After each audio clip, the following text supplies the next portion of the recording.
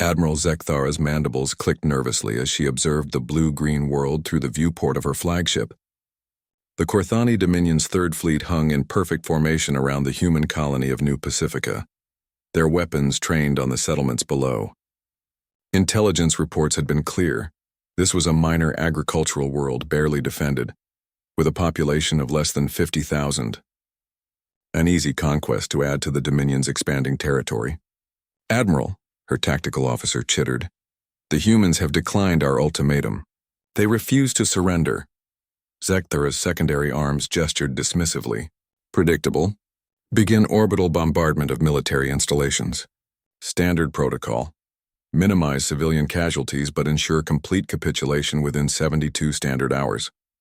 What the Admiral didn't understand, what no alien species in the galaxy had yet grasped, was that humans classified planets very differently than other races. To the Korthani, New Pacifica appeared to be a paradise world. Vast oceans, temperate climate, abundant resources. Their xenobiologists had noted the unusual wildlife with academic interest. The crystalline sea creatures, the storm patterns that moved with almost sentient purpose, the peculiar tidal forces that could shift continents. The humans, however, had a different term for New Pacifica, Deathworld Class 7.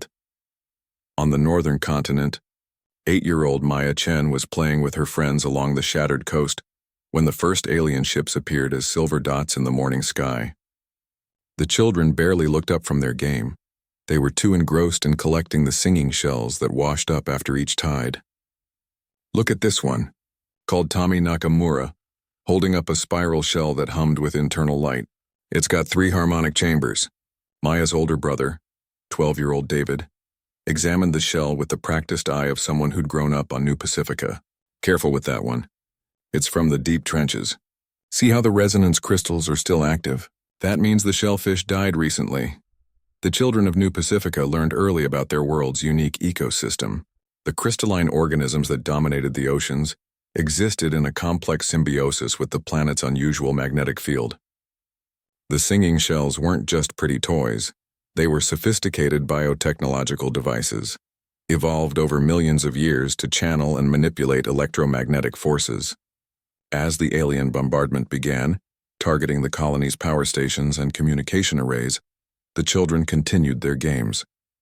They had built an elaborate shell collection in a tide pool, arranging hundreds of specimens in patterns their parents had taught them. Maya carefully placed a large conductor shell at the center, its blue-white crystal heart pulsing in rhythm with the planet's magnetic field. "David, help me with the resonance array," she called. "I want to make the big song like Mom showed us." High above, Admiral Zekthara frowned as her tactical displays flickered. "Engineering report. Why are our targeting systems showing interference?" "Unknown, Admiral. We're detecting unusual electromagnetic signatures from the planet's surface. It appears to be natural phenomenon." The children worked with the focused intensity that only comes from play. They had turned shell collecting into an art form, creating complex geometric patterns that their parents had taught them were traditional games passed down through generations of colonists. What the adults understood, but rarely explained to outsiders, was that these games had been developed by some of the most brilliant xenobiologists and theoretical physicists humanity had ever produced. The patterns weren't random. They were sophisticated electromagnetic manipulation devices, using the planet's own crystalline life forms as components in a vast organic technology network. As Maya placed the final shell in her pattern, a rare harmonic amplifier she'd found after the last storm, something extraordinary happened.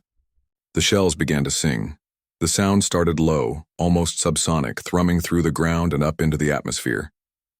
Other children along the coast heard it and instinctively began adjusting their own collections, their games naturally synchronizing with Maya's pattern.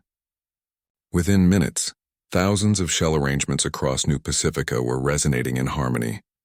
On the flagship, every display suddenly screamed with warnings. "Admiral! Massive electromagnetic pulse building in the planetary magnetosphere." "Impossible," Zekthara clicked. "It's a primitive agricultural world. All ships report navigation systems failing. The planet's magnetic field is fluctuating wildly." David looked up from his shell pattern and pointed at the sky, where the alien ships were beginning to drift out of formation. "Maya, look! The bad ships are floating away like seaweed." Maya giggled and clapped her hands, inadvertently completing a complex harmonic sequence that her grandmother had taught her the previous summer. The shells around her flared with brilliant light, and suddenly every piece of ferrous metal within 1,000 kilometers began to respond to forces no alien technology was designed to handle. The Korthani ships, built with traditional alloys and magnetic navigation systems, found themselves caught in a web of electromagnetic forces beyond their comprehension. Their hulls began to resonate with the planet's song, metal fatigue setting in as harmonic frequencies tore at molecular bonds. Weapon systems overloaded, life support fluctuated. Navigation became impossible as the ships were pulled into increasingly chaotic orbits. Emergency withdrawal! Admiral Zekthara shrieked as her flagship spun helplessly, its hull singing an alien song that made her entire crew violently nauseous. All ships, emergency withdrawal! But it was too late. The children's games had awakened something in New Pacifica's biosphere, a planetary defense system that had evolved over eons, now guided by human understanding of both play and physics. The Korthani Third Fleet found itself not conquered, but conquered by, dissolved into component atoms by forces they couldn't even perceive, let alone fight. Maya carefully gathered her shells as the tide came in, humming the song her mother had taught her. Above, space debris fell like shooting stars, already being broken down by the planet's eager ecosystem. Good game, Tommy said, collecting his own shells. Same time tomorrow? Maya nodded, already planning new patterns. After all, tomorrow was Saturday, and Saturdays were always the best days for shell collecting. The galaxy would remember New Pacifica as the place where an entire battle fleet simply disappeared.